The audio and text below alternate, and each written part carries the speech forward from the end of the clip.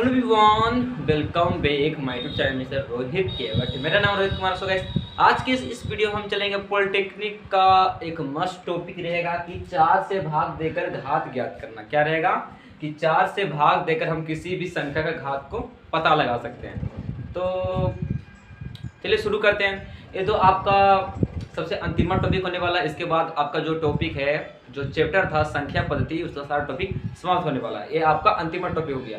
अब इससे बाद हम चलेंगे कुछ स्मरणीय तथ्य, तो इस पर ध्यान देते हैं। क्या बोल रहा है कि 4 से भाग देकर घात ज्ञात करना।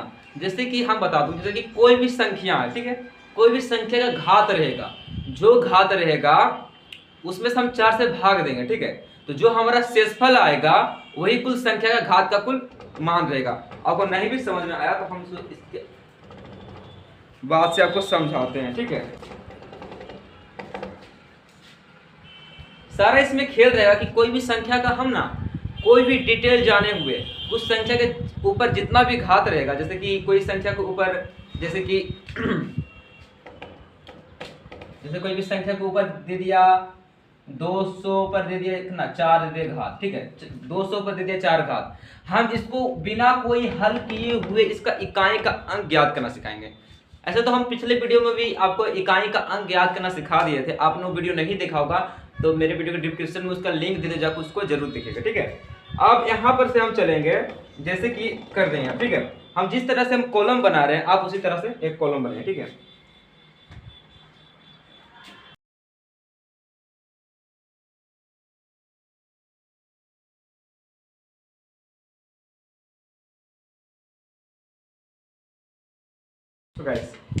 अब यहाँ पर देखेंगे, ठीक है, मैंने यहाँ एक कॉलम बना, ठीक है। मैंने जैसे कि आपको पिछले वीडियो में मैंने दिखाया था कि 7 पर पावर था, 7 पर मैंने 7 पर पावर दिया था, मैंने 7 पर पावर 1 दिया था, उसके बाद 2 दिया था, उसके बाद मैंने 3 दिया था। और इससे आपको एक ट्रिक बताई थी जिससे आप उसका इकाई का अंक ज्ञात कर सकते हैं। मैं बार बार बोल रहा हूँ, जैसे आपने वो वीडियो नहीं देखा होगा तो आगे का वीडियो भी समझ नहीं आएगा। उसी प्रकार इस वीडियो, ठीक है, इस वीडियो में हमको कुछ नहीं करना। जैसे कि यहाँ पर आपको कुछ संख्या दे रहा है 1 2 3 4 5 6 7 8 9, यहाँ संख्या दिख रही है। और 1 2 3 4 5 6 7 8 9 यहाँ संख्या दिख रही है, जो यहाँ रोमन में दिया हुआ है, ठीक है। एक 4 तक कर दिया है, फिर यहाँ पर 4 तक कर दिया, फिर यहाँ 1 से स्टार्ट किया, यानी सिर्फ 4 भागों में बांटा गया, ठीक है। अब यहाँ पर देखेंगे, यहाँ पर संख्या दिया हुआ है। अब संख्या का देखिए, ये संख्या है और इसका घात 1 है। ये देख रहे हैं, संख्या है, संख्या पर घात रहेगा 1। तो जैसे कि 1 पर घात 1 तो बराबर इसका मान 1, तो 1 इकाई का अंक भी इसका आ जाएगा 1, ठीक है। अब 1 पर घात रहेगा 2, 1 पर घात रहेगा 2, ठीक है। तो इसको लिखेंगे 1 गुने 1 बराबर 1, इकाई का अंक भी 1। समझ में आया कुछ? चलिए फिर से समझाते हैं आपको।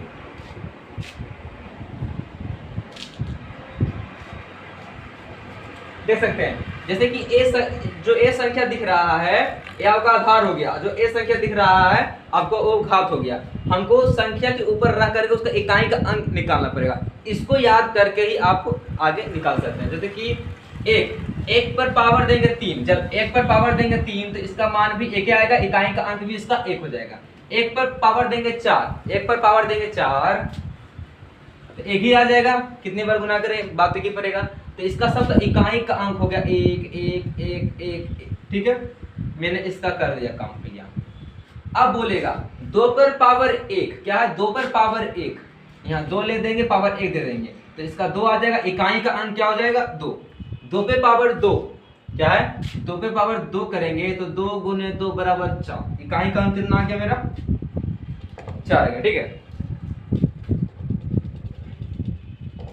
अब यहाँ पर देखेंगे क्या है 2 पे पावर 3, 2 पे पावर 3 करेंगे तो 2 गुने 2 गुने 2 लिखेंगे तो 8 आ गया, 8 यहाँ आ गया 8, इकाई का अंक 8। इसमें सिर्फ हमको इकाई का अंक ही लिखना है, ठीक है। जैसे मैं तेजी से लिख देता हूँ यहाँ पर हो जाएगा 2, देखिए 6 तक यहाँ हो गया। अब यहाँ से फिर एक नंबर स्टार्ट हो गया है, तो जो ए है देखिए यहाँ पर, जैसे कि यहाँ तक मैंने कर लिया, पहला दूसरा तीसरा और चौथा के बाद फिर 1 से स्टार्ट यहाँ हुआ, तो 1 का जो रहेगा वही इसका इकाई का अंक रहेगा। 1 में क्या था 2 था, 2 में 4 था, फिर 8 था, फिर 6 था, ठीक है। फिर 1 में कितना था, फिर 2 था, यही इसका रहेगा नंबरिंग का, ठीक है। अब हम चलते हैं 3 पर चलते हैं, ठीक है। इसको लिख देते हैं इस प्रकार। अब चलते 3 पे पावर 1 का मान 3 आएगा, इकाई का अंक इसका 3 आ गया। 3 पे पावर 2 का मान कितना होगा, 3 × 3 तो 9 आ जाएगा, इसका इकाई का अंक 9 आ गया। 3 पे पावर हो जाएगा 3, 3 दिया 9 दिया 27, इसका कितना आ जाएगा 7 आ जाएगा। 3 पे पावर दे देगा 4, जब 3 पे पावर हम 4 करेंगे क्या हो जाएगा, 3 × 3 × 3 × 3, तो 3 दिया 9 दिया 27, 27 दिया 81, कितना 81, लेकिन 81 का इकाई का अंक यहाँ पर क्या आ गया, 1 आ गया, ठीक है, क्या 1 आ गया। अब देखिए मैंने 4 तक लगातार कर दिया, अब इसके बाद फिर वही 1, फिर वही 2, फिर वही 3, फिर वही 4 को हमको लिखना पड़ेगा, ठीक है। तो 3 पहला, फिर 9, फिर 7, फिर 1, फिर 1 हो गया, फिर पहला में आ गया 3, ठीक है। इसको इस प्रकार लिखते हैं, मैंने इतना कर दिया। अब देखो 4 के पावर 1 तो 4 यहाँ पर चलाएगा, 4 पर पावर 2 देंगे तो चल चुका 16, ठीक है। 16 में इकाई का अंक कितना आ गया, 6 आ गया, ठीक है।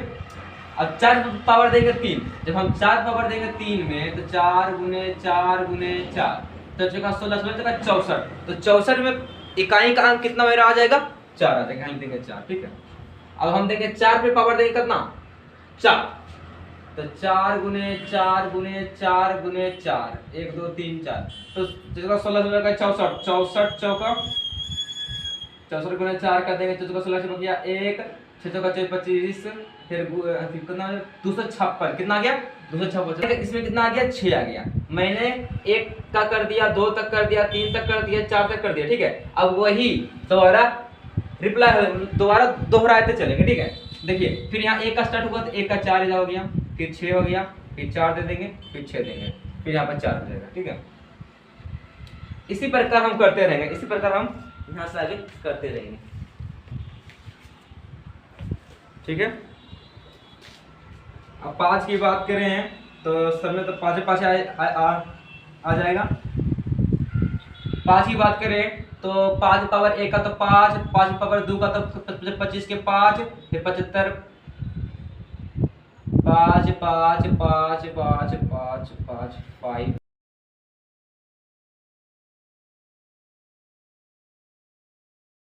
9 1 फिर 9 फिर 1 फिर 9 आ जाएगा, ठीक है। सो गाइस आपको यहाँ तक समझ में आया होगा, तो इसके कुछ नोट्स भी दिए गए हैं, नोट्स को भी ध्यान देना पड़ेगा। नोट्स में यहाँ पर दिया गया है, यदि यहाँ तक समझ में आया होगा तो आपको यहाँ तक समझ में आया होगा तो इसको पक्का नोट कर लीजिए, उतना भी कोई जरूरत नहीं, तो आप तो यहाँ तक जानते होंगे, ठीक है। अभी हम चलेंगे इसके स्मरणीय तत्व, स्मरणीय तत्व के बारे में हम जानेंगे कि इसके स्मरणीय तत्व में क्या क्या आते हैं,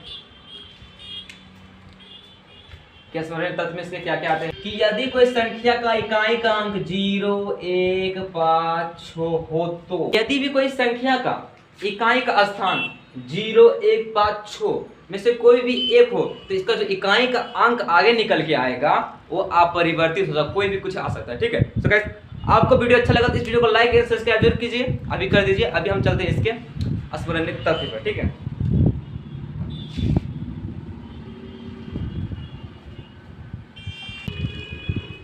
स्मरणीय तत्व में आता है कि जैसे कि कोई संख्या है, ठीक है, जैसे कोई संख्या आपको दे दिया जाए, ठीक है, यहाँ पर दे दिया 1 + 2 + 3 + 4 + dot dot dot dot dot कहाँ तक, n तक, +n तक, यानी कि इन्फिनिटी तक रहेगा, ठीक है। तो इसको हम निकालने का जैसे सूत्र यहाँ पर दिया गया है n × n + 1/2, ठीक है। ये सूत्र काफी इंपॉर्टेंट होने वाला है, या पॉलिटेक्निक में जरूर पूछता है, इसको बहुत अच्छी तरह से याद कर लीजिए।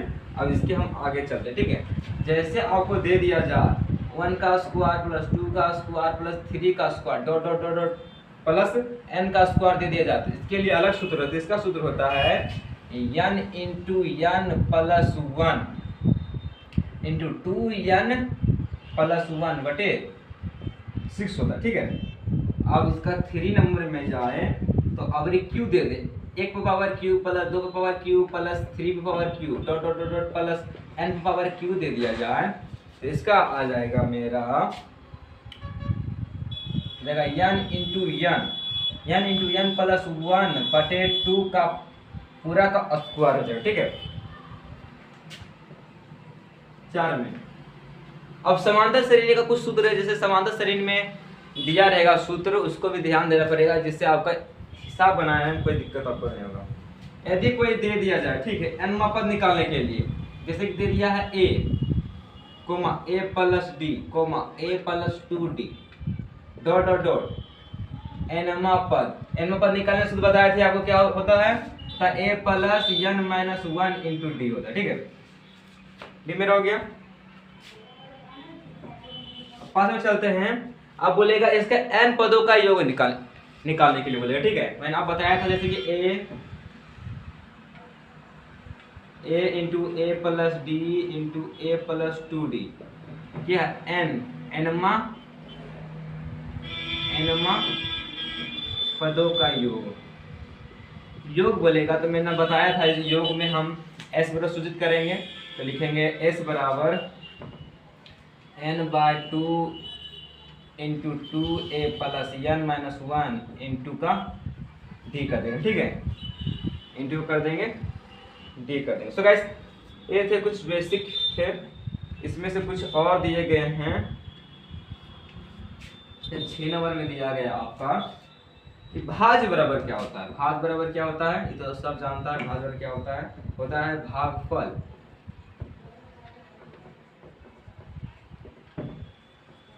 भागफल गुने भाजक प्लस शेषफल। क्या होता है, भाज्य होता है भागफल गुने भाजक प्लस शेषफल। अब इसके आगे चलते हैं तो क्या दिखेगा, जैसे कि कोई इकाई का, आप तक यहाँ तो पक्का नोट कर लीजिए। एक और इसका स्मरणीय तथ्य बचा हुआ है, उसको अब देखेंगे, ठीक है।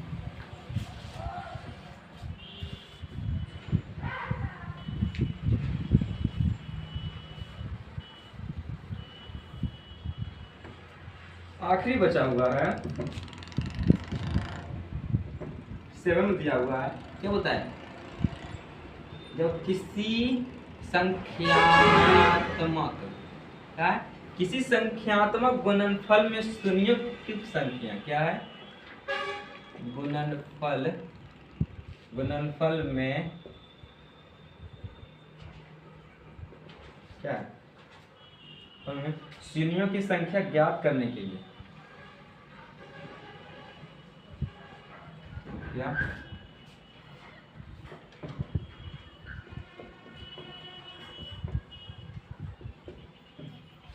ज्ञात करने के लिए अगला स्मरणीय तथ्य दिया हुआ है। यदि किसी संख्यात्मक गुणनफल में शून्यों की संख्या ज्ञात करने के लिए इसे गुणनफल में 2 पावर m गुणित 5 पावर n के रूप में घातांक m तथा n में देखेंगे कि m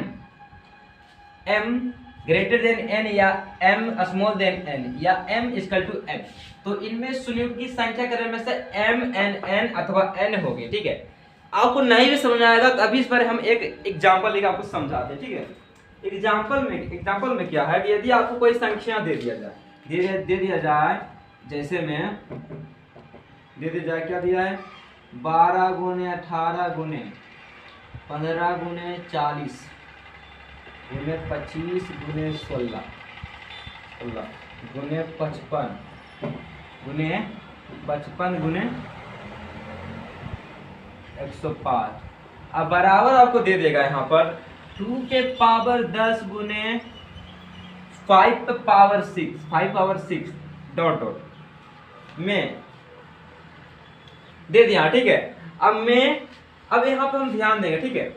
अब इतना दे दिया, इतना मेरा दे दिया, जैसे कि इतना दे दिया, तो इसमें से हम बोलेंगे m बराबर में 10 ले लिए और n बराबर मेरा आ गया 6 आ गया, ठीक है। n बराबर क्या आ गया, 6 आ गया यहाँ पर। अब तब यहाँ पर हम देखेंगे, तब लिखेंगे तब जो m बड़ा है, क्या है, m बड़ा है n से, तो m बड़ा है n से, तो इसका जो शून्य हो जाएगा, क्या हो जाएगा, इसका जो शून्य निकालना बोलेगा हमको, शून्य बराबर जो छोटा रहेगा उसका वो शून्य हो जाएगा। जैसे कि 6 छोटा है, इसका 6, यही इसका आंसर शून्य हो जाएगा, ठीक है। वीडियो अच्छा लगा होगा तो इस वीडियो को लाइक एंड सब्सक्राइब जरूर कीजिएगा। जैसे कि आपका संख्या पद्धति का सारा जो टॉपिक था समाप्त हो गया है। हम नेक्स्ट वीडियो में चलेंगे, इसके कुछ 4 या 5 हिसाब दिया हुआ, उसको सॉल्व करेंगे। तब तक के मिलते हैं नेक्स्ट वीडियो में। जय हिंद जय भारत।